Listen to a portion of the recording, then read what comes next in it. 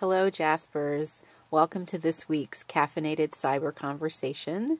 My name is Stephanie Powell. I teach in religious studies at Manhattan College, and the name of my talk is See You on the Upside, Lessons from Post-Traumatic Growth.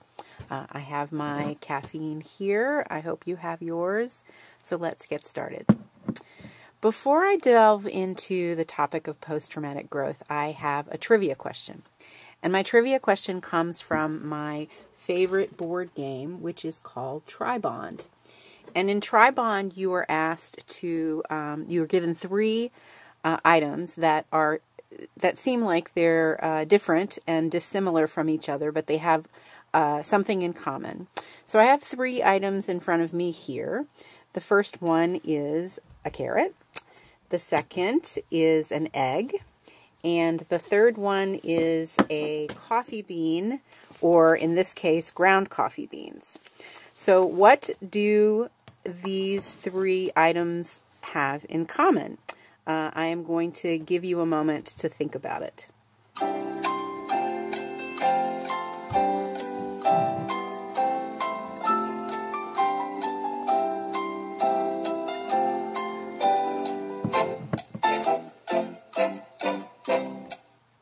Okay, did you guess the right answer? You did. These three items all can be boiled in order to cook them. So that is how they are similar. But how are they different? That's what interests me. When you boil a carrot, what happens to the carrot? It becomes mushy and loses its shape.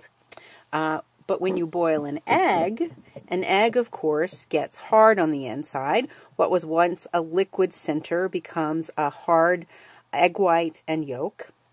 Coffee, unlike the carrot or the egg, is a little different because when you put a coffee bean in water, the shape of the coffee bean, the consistency, the color, it may change a little, but what changes actually is the water itself.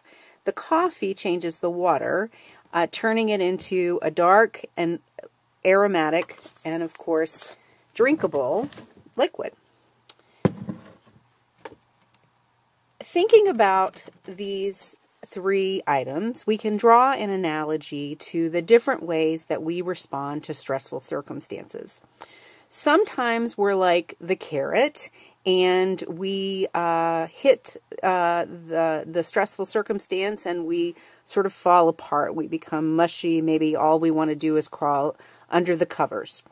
Other times we become like the hard-boiled egg and we stiffen up and maybe we harden our hearts to the world around us. And yet at other times we're a little bit more like the coffee bean and we change with the heat. And in the process of experiencing stressful circumstances, we actually come to change the circumstances in some way or another for the better. I think it is true to say that all of us are like the carrot, the egg, or the coffee bean at some point in our lives. The example of the coffee bean brings me to the subject of post-traumatic growth, or what I'll call from here PTG. Post-traumatic growth is defined as the positive change experienced as a result of the struggle with a major life crisis or a traumatic event. The idea of PTG is somewhat interchangeable with the idea of resilience or endurance, and as you might have guessed, it's not really a new idea. What is new is the study of PTG by psychologists who began to observe how those who endured major life struggles experienced certain forms of positive growth in the process or afterward. Now, anyone who studies post-traumatic growth would be quick to say that just because someone experiences growth in the wake of a trauma, this does not mean that they did not or will not suffer.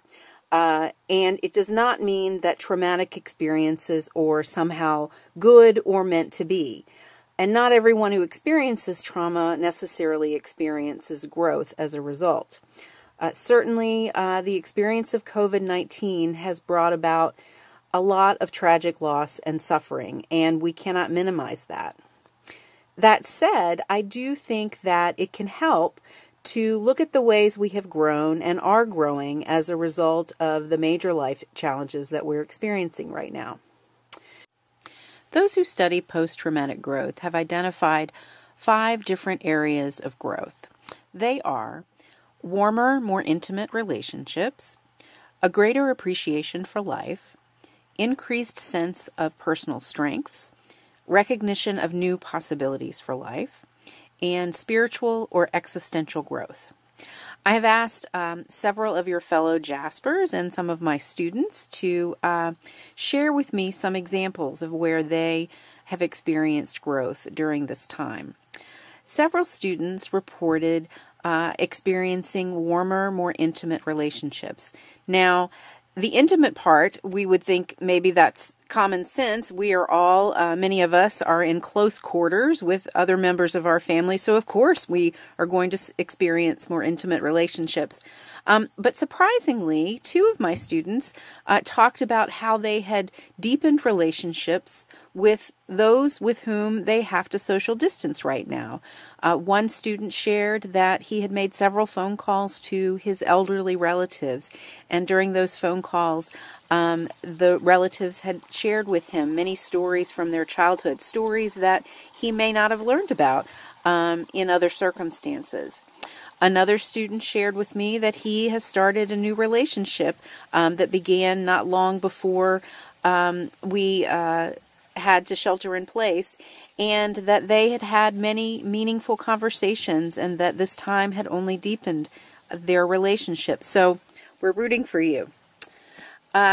Several students also talked about having a greater appreciation for life. This came up again and again. Many of us have had time to reflect on what is important and what is not so important, and the gifts of laughter, the time with friends, good health, being in nature. One student talked about how she had learned or realized that she wants to live more in the moment and not spend as much time worrying about the future. Another one of your fellow Jaspers, who is a junior, shared with me about a profound aha moment when he realized just how many opportunities he wanted to embrace next year when he returns to New York City and to Manhattan College. And professors, another student shared with me that he misses coming to his professors' offices and getting help with his projects. And we miss you too. Next is increased sense of personal strengths. COVID-19 has not only presented health challenges, but also economic ones.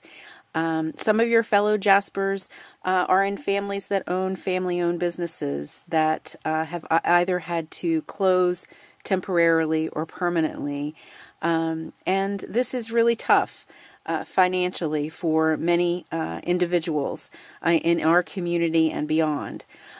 Some students have had to rethink how they're going to pay for their education. But one student did share with me that this situation has afforded her the opportunity to manage her money more wisely and to think more about her work-life balance. Fourth, there is the recognition of new possibilities for life. The time at home has given many of us a chance to dream up new projects and think more about our own personal capabilities. My partner Lisa, who is a labor organizer, recently organized her first virtual strike in New Jersey among essential workers who were fighting for protective gear, better health insurance, and higher wages. And neither Lisa nor her organizing team nor the brave workers who went on strike had ever gone on strike during a pandemic. Yet they were able to come together with courage and with creativity to effect change for themselves and for others. Finally, there is spiritual or existential growth. During this crisis, many of us have experienced a stronger connection to the divine, to one another, and perhaps even to the wider world around us. I know that for our family, our community of faith has been a real anchor in these uncertain times. And recently I had an existential experience that helped me to feel closer to people around the globe. I was reading a book entitled The People of the Book by Geraldine Brooks, which is the story of, it's based on a true story of a Muslim man who saved a Jewish sacred text during the Bosnian War.